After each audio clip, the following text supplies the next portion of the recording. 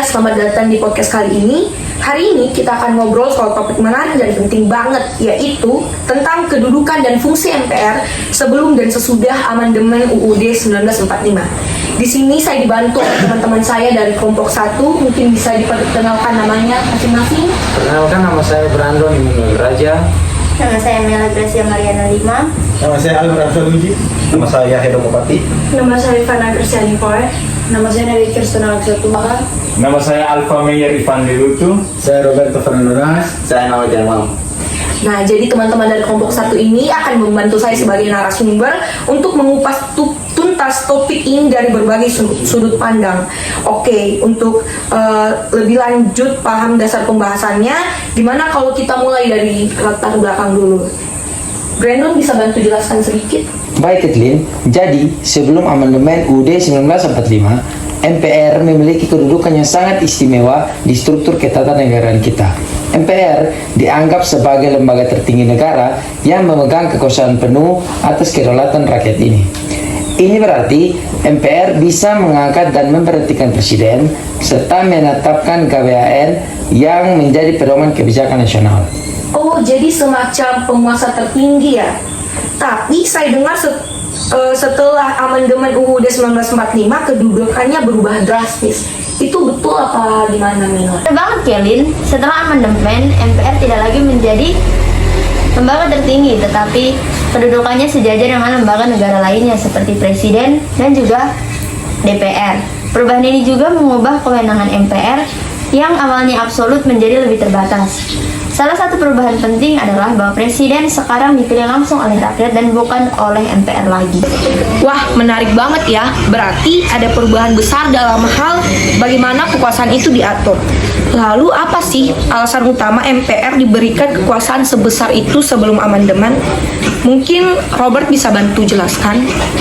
Tentu, Kathleen, jadi awalnya pasal 1 ayat 2 Undang-Undang Dasar 1945 menyebutkan bahwa kedaulatan berada di tangan rakyat dan dilaksanakan sepenuhnya oleh MPR. Artinya MPR dianggap sebagai representasi penuh dari rakyat Indonesia. Karena itu MPR berwenang menentukan arah kebijakan negara dan berperan sebagai pemegang mandat rakyat. Tambahan dari saya, MPR waktu itu juga memiliki fungsi penting dalam mengangkat dan memberhentikan presiden, menentukan GBHN, dan juga menjalankan fungsi legislasi. Jadi, posisi MPR ini sangat vital untuk menjaga kedaulatan rakyat karena segala keputusan yang dibuat dianggap sebagai kehendak rakyat. Wah, lengkap banget tambahan dari Ivana. Jadi sebelum amandemen, MPR mempunyai kedudukan yang sangat kuat karena dianggap mewakili rakyat. Jadi MPR itu ada representatif dari rakyat. Nah, terus saya sangat penasaran dengan pandangan para ahli soal kedudukan MPR. Mungkin teman-teman bisa bantu jelaskan?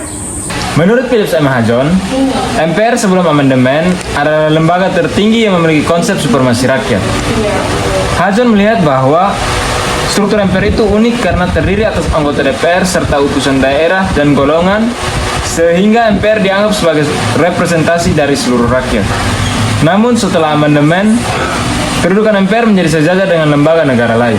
Sedangkan menurut Jimli Al-Siddiq, MPR sebelum amandemen UUD 1945 memiliki kewenangan penuh sebagai pelaksana supremasi rakyat. Jimli juga menjelaskan bahwa MPR saat itu mirip dengan lembaga yang mengendalikan jalannya pemerintah melalui mandat rakyat. Konsep ini menjadikan MPR sebagai kekuasaan tertinggi di atas lembaga eksekutif, legislatif, dan yudikatif. Wah, kalau begitu MPR memang memiliki peran yang sangat kuat dan besar dalam sistem pemerintahan sebelum amandemen. Lalu tadi saya sempat dengar Alfa menyinggung bahwa ada perubahan besar setelah amandemen. Bisa dijelaskan lebih lanjut tentang perubahan-perubahan tersebut? Ya, tentu, Kathleen. Setelah amandemen, MPR tidak lagi berwenang mengangkat presiden dan wakil presiden. Pemilihan presiden kini dilakukan langsung oleh rakyat. Ini membuat MPR tidak lagi menjadi pemegang kekuasaan tertinggi, melainkan berperan sebagai lembaga yang sejajar dengan lembaga negara lainnya. Selain itu, amandemen juga membuat MPR tidak lagi menetapkan GBHN. Pemerintah sekarang berjalan berdasarkan visi dan misi presiden yang terpilih langsung oleh rakyat. Ini berarti MPR tidak lagi mendikte kebijakan nasional, tetapi lebih berfokus pada pengawasan terhadap pemerintah. amandemen ini secara garis besar benar-benar mengubah struktur kekuasaan rakyat ya.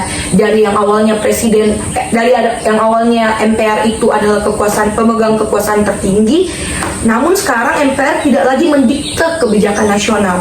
Menurut kalian apa sih dampak dari perubahan ini pada hubungan antar lembaga negara? Dampaknya besar, Kathleen. Hubungan antara lembaga negara jadi lebih seimbang. Sebelumnya dengan kekuasaan tertinggi di tangan MPR, eksekutif, legislatif, dan yudikatif cenderung berada di bawah kendali MPR. Tapi sekarang dengan adanya mekanisme check and balance, semua lembaga punya peran yang sejajar dan saling mengawasi satu sama lain. Dan dampak positif lainnya adalah penguatan prinsip demokrasi. Rakyat kini bisa memilih langsung presiden dan wakil presiden, yang artinya aspirasi mereka lebih langsung terwakili dalam pemilihan pemimpin.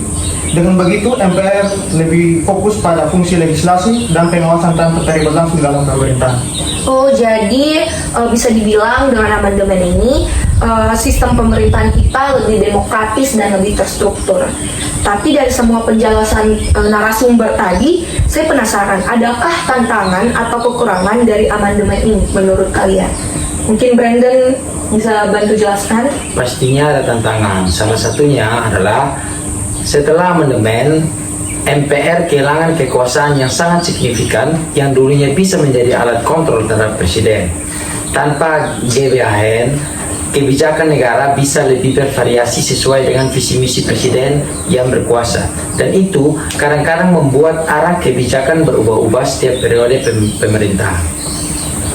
Betul Brandon, selain itu kurangnya pengawasan menyeluruh terhadap eksekutif dari MPR tidak bisa menjadi kekurangan. Sekarang kontrol terhadap presiden lebih banyak dilakukan oleh DPR, dan terkadang itu menciptakan ketidakseimbangan baru dalam sistem ketatanegaraan kita. Ternyata amandemen ini juga membawa tantangan tersendiri ya. Jadi mungkin belum sempurna, tapi saya percaya ini adalah langkah besar menuju demokrasi yang lebih kuat. Sebagai penutup, mungkin masing-masing dari kalian bisa sampaikan pandangan atau kesimpulan mengenai pentingnya amandemen UUD 1945 ini.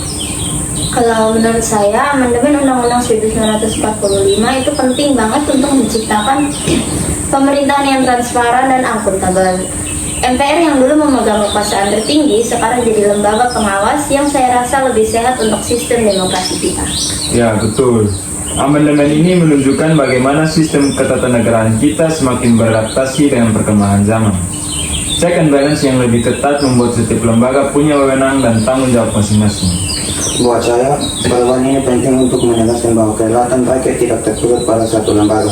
Sekarang, rakyat bisa berpartisipasi langsung dalam pemilihan presiden, dan itu adalah langkah besar dalam demokrasi kita. Kesimpulan dari saya, amandemen ini mencerminkan upaya kita untuk memastikan bahwa setiap cabang pemerintahan bisa bekerja sama, tapi tetap saling mengawasi. Demokrasi Indonesia jadi lebih kuat dan akuntabel dengan sistem ini. Terima kasih atas pandangan kalian yang sangat insightful. Saya percaya dengan adanya ilmu-ilmu dari kalian, mungkin para mahasiswa atau dosen-dosen yang menonton podcast ini dapat menambah wawasannya. Jadi kesimpulan dari saya, dengan adanya amandemen, memang kita jadi mempunyai sistem pemerintahan yang lebih demokratis dan lebih terstruktur. Terima kasih buat semua yang mendengarkan, dan jangan lupa untuk selalu belajar lebih dalam lagi soal sistem pemerintahan kita. Sampai jumpa di podcast selanjutnya.